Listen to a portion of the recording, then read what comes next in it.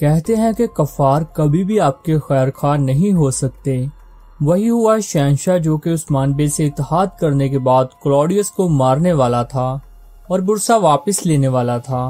मंगोलों का खतरा टलने के बाद शहंशाह ने आंखें फेर ली हैं और ये बात उस्मान बे अच्छे से जानते थे कि शहंशाह पीठ में छुरा गोंपेगा ही गोंपेगा। ताहम इसके बावजूद उस्मान बे चाहते भी यही थे, क्योंकि वो बुरसा की तरफ पेशकदमी करने को बेताब थे। वो इसलिए कि मुआहदे के मुताबिक उस्मान बे किसी भी बाज़ंतीनी जमीन पर हमला नहीं कर सकते थे। लेकिन अब तो पूरे की पूरी कहानी ही चेंज हो चुकी है। जी हाँ, एक बार फिर उस्मानी और बाज़ंतीनी दो दो हाथ कर रहे हैं और होना भी यही था, क्योंकि इन जमीनों पर इस वक्त दो ही ताकतें हैं, उस्मानी और बाज़ंतीनी। एक तरफ बाज़ंतीनी है जिन्हें अपने किले बचाने के लाले पड़े हैं और वो खोए हुए किले वापस लेना चाहते हैं, जो कि उनका ख्वाब ही रहेगा। जबकि दूसरी जानिब उस्मान बे हैं जो कि अपनी दूरंदेशी से लगातार फतूहात हासिल करते जा रहे हैं और अब उनका अगला टारगेट बुरसा है, जो कि बाज़ंतीन का दिल माना जाता है। वैसे भी अब उस्मान बे ताकतवर हो चुके हैं, सभी तुर्क कबाइल उनके साथ हैं, जबकि तारीखी किरदारों की भी यके बाद दीगरे आमद का सिलसिला जारी है, जिसने सीरीज को 4 चांद लगा दिए हैं। लेकिन वाजे कर दें कि चूंकि सीजन 6 के इख्तिताम में सिर्फ 4 से 5 एक साथ ही बाकी हैं, तो कुरलुश मैनेजमेंट की पूरी कोशिश है कि सीजन 6 को यादगार बनाया जाए। यही वजह है कि तुर्गुत गाजी जैसे बड़े किरदार की भी एंट्री करवाई गई थी और अभी मजीद सरप्राइजेज ऑडियंस के मुंतजिर हैं। खैर, नए वाकयात का आगाज हो चुका है, जबकि पुराने टॉपिक्स को भी क्लोज कर दिया गया है। जी हाँ, फातिमा और हलीमा के दरमियान गलतफहमियां खत्म हुई और अब वो एक दूसरे के लिए जान देने को भी तैयार हैं। जबकि सूफिया भी शहंशाह के पास पहुंच चुकी है और वहीं क्लॉडियस भी मौजूद है। ताहम उस्मान बे का और गद्दारों का सालों का साथ जारी है। जी हाँ, यगीत आल्प ने गद्दारी का सिलसिला जारी रखा हुआ है और खुफिया तौर पर क्लॉडियस को खबरें दे रहा है। और तुर्गुत गाजी के तो क्या ही कहने, उन्होंने आते ही उस्मानी फौज में एक नई जान फूंक दी है। जी हाँ, काफी टाइम से उस्मान बे के सिपाहियों में एक तजुर्बाकार जंगजू की कमी थी, जो कि उन्हें लीड और गाइड कर सके। आखिरकार अब वो कमी पूरी हो चुकी है, जबकि उस्मान बे की फौज में मजीद आल्प्स का इजाफा हो रहा है। जी हाँ, सुलगुर आगा को एक बार फिर इन जमीनों पर देखा गया है, जो कि खुशाइंद बात है। जबकि बेड़िए की खालों में मौजूद जंगजुओं की भी एंट्री हो चुकी है, जिनके बारे लोग प्रेडिक्ट कर रहे हैं कि ये कुमरुल आबदाल और उनके आदमी हैं। ताहम हकीकत क्या है, ये वीडियो में आगे चलकर डिस्कस करेंगे। तो आज की इस शॉर्ट सी वीडियो में नेक्स्ट एपिसोड की मुकम्मल डिटेल्स बताएंगे, जो कि आपको कहीं और से नहीं मिलेंगी। तो वीडियो आखिर तक लाजमी देखिएगा। बात होगी कि उस्मान बे ने सूफिया के थ्रू क्या बड़ा जाल बिछाया है, यगीत आल्प कब एक्सपोज होगा और उसका खात्मा किसके हाथों होगा। इसके अलावा बात होगी उस बड़े मार्के की जो कि हमारा मुंतजिर है। आपको बताएंगे कि क्या कुमरुल आबदाल की वापसी हो चुकी है, बेड़ियों की खालें पहने ये जंगजू कौन हैं, क्या हलीमा का किरदार अब खत्म होने जा रहा है और वो शहीद हो जाएंगी। शहंशाह ने क्लॉडियस के साथ मिलकर क्या खुफिया प्लान तरतीब दिया है, जबकि और भी बहुत सी अहम बातें इसी वीडियो का हिस्सा बनाएंगे। तो वीडियो एंड तक लाजमी देखिएगा। बात स्टार्ट करते हैं सूफिया से। सूफिया, जिसको हलीमा के कबीले आने के बाद से साइडलाइन कर दिया गया था, वो सब कुछ खोने के बाद इज़निक पहुंच चुकी है, जहां उसकी मुलाकात शहंशाह से हुई है। शहंशाह जिसने उस्मान बे से वादा किया था कि तुम कोचार का खात्मा करो, मैं क्लॉडियस को मार दूंगा, लेकिन उसने इस सब के अगेंस्ट जाते हुए न सिर्फ क्लॉडियस से हाथ मिला लिया है, बल्कि सूफिया और क्लॉडियस की सुलह भी करवा दी है। व्यूअर्स, वाजे कर दें कि शहंशाह एक दूरंदेश सियासतदान है। वो असल में क्लॉडियस को इस्तेमाल करना चाह रहा है ताकि उस्मान बे बुरसा की तरफ मुंह न करें, लेकिन वो कहते हैं ना कि बेड़िया का बच्चा बेड़िया ही होता है। शहंशाह क्या पूरी बाज़ंतीनी फौज भी उस्मान बे को उनके मकसद से नहीं रोक सकती।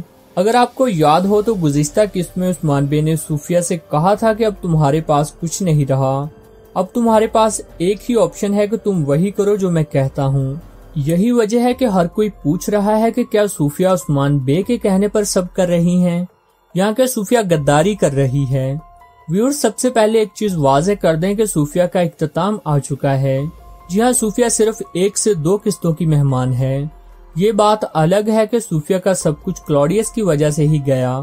ताहम शैतान सिर्फ सूफिया से अच्छे की उम्मीद करना मेरे ख्याल में बेवकूफ़ी होगी, और इस एक्टर को पॉजिटिव दिखाने की तो कोई तुक ही नहीं बनती, क्योंकि उसके हाथों पर हजारों बेगुनाहों का खून है।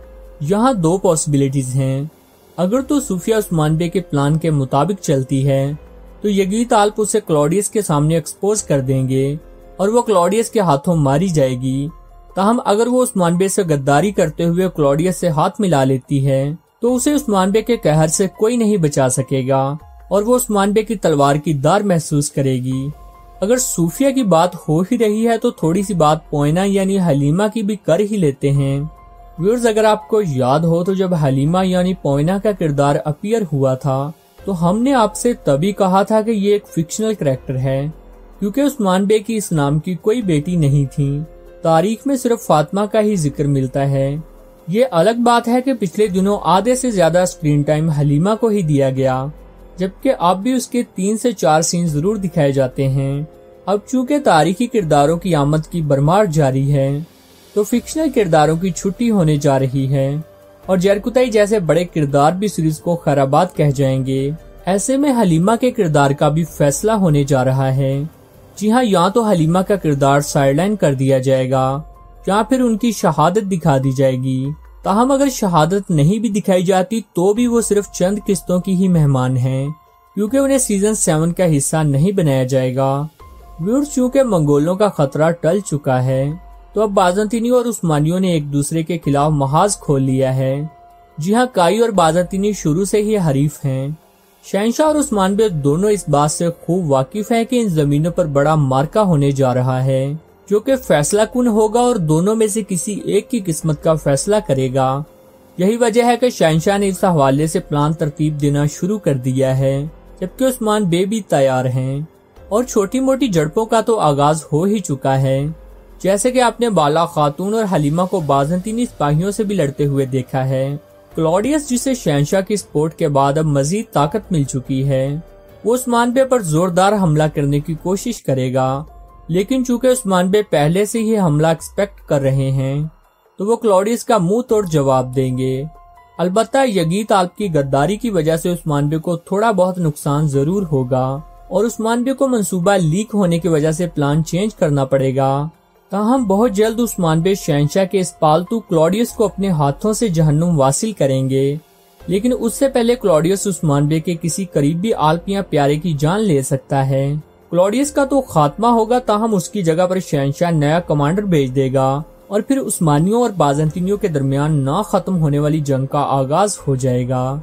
जी हाँ, इन जमीनों पर बड़ा मार्का हमारा मुंतजिर है, लेकिन इस जंग के फातेह उस्मान बे ही होंगे और इस फतह के साथ ही उस्मानी रियासत का अरूज शुरू हो जाएगा और उस्मान बे का नाम पूरी दुनिया में गूंजेगा, जबकि इसके साथ ही उस्मान बे बुरसा को बाकायदा तौर पर घेर लेंगे।